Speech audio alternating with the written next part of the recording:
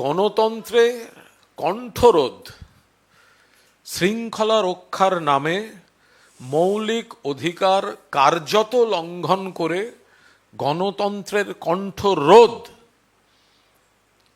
নতুন রাজ্য সরকার শুরু করে দিল।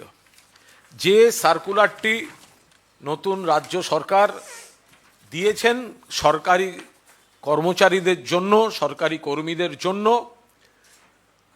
সেই সার্কুলার এক কথায় কণ্ঠরোধ। আমরা নিশ্চয়ই শৃঙ্খলা রাখার চেষ্টা সমর্থন করি, আমরা নিশ্চয়ই সরকারি কর্মীদের যে বেসিক ডিসিপ্লিন থাকবে আমরা সমর্থন করি, কিন্তু আমাদের গণতান্ত্রিক পরিবেশে সরকারি কর্মী মানেই কণ্ঠরোধ হবে এবং সরকারি কর্মী মানেই তারা শুধু সরকারেরই কাজ করবে, তাদের নিজস্বতা হারিয়ে কোনো মূল্যায়ন, কোনো পর্যবেক্ষণ, ব্যক্তির কোনো মতামত প্রকাশ করতে পারবে না। এ ধরনের কোনো আইন কড়াভাবে প্রয়োগ করার ক্ষেত্রে আমরা মনে করি যে গণতান্ত্রিক কাঠামোয় গণতান্ত্রিক পরিবেশ থাকা উচিত। আপনারা জানেন এর আগে মমতা বন্দ্যোপাধ্যায় সরকার যখন ছিল, সরকারি কর্মীরা কি করেননি? প্রকাশ্য সমালোচনা, আন্দোলন, এক একজন সরকারি কর্মীর হাতে মমতা বন্দ্যোপাধ্যায়ের ছবি বিকৃত করে নানা ধরনের স্লোগান, রাজ্য সরকারের 14 গোষ্ঠী উদ্ধার করে যে যা পেরেছেন বলেছেন, যেখানে পেরেছেন ধর্ণা করেছেন, অমুকের বাড়ির সামনে দিয়ে অমুকের পাড়ার সামনে মিছিল করতে হবে করেছেন। কি বলবেন তারা এখন?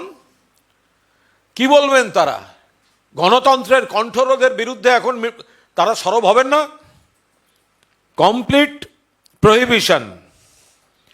পশ্চিমবঙ্গ সরকার আইএএস, আইপিএস, ডব্লিউবিসিএস সহ সমস্ত রকম কর্মচারীদের জন্য জানিয়ে দিলেন।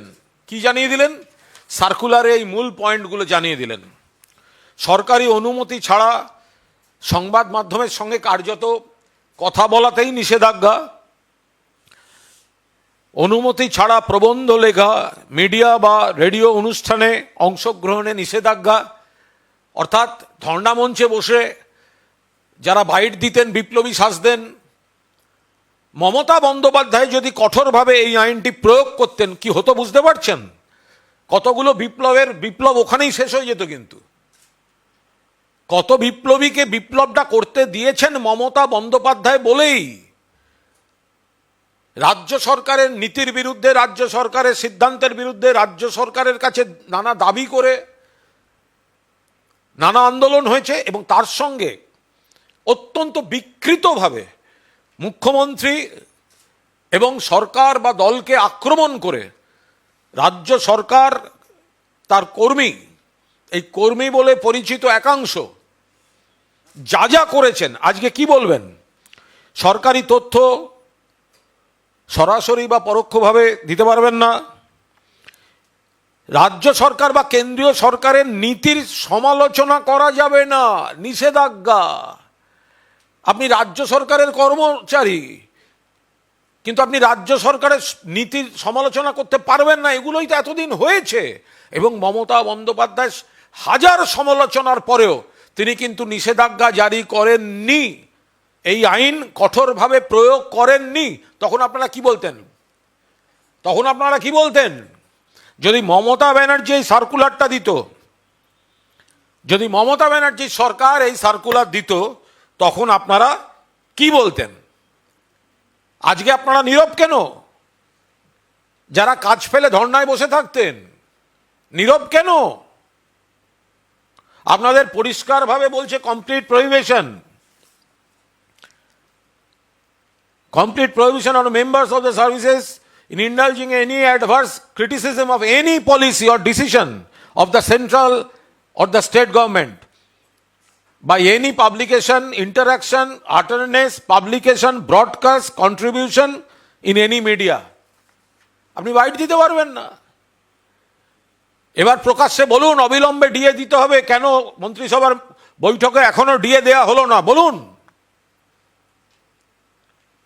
বকেয়া ডিএ নতুন সরকার এলেই মিটিয়ে দেবে, কেন দিল না বলুন। এখন এগুলো বলবেন না। সরকারি কর্মচারীদের সম্পূর্ণভাবে কণ্ঠরোধ করে দেওয়া হলো এই সার্কুলারের মাধ্যমে।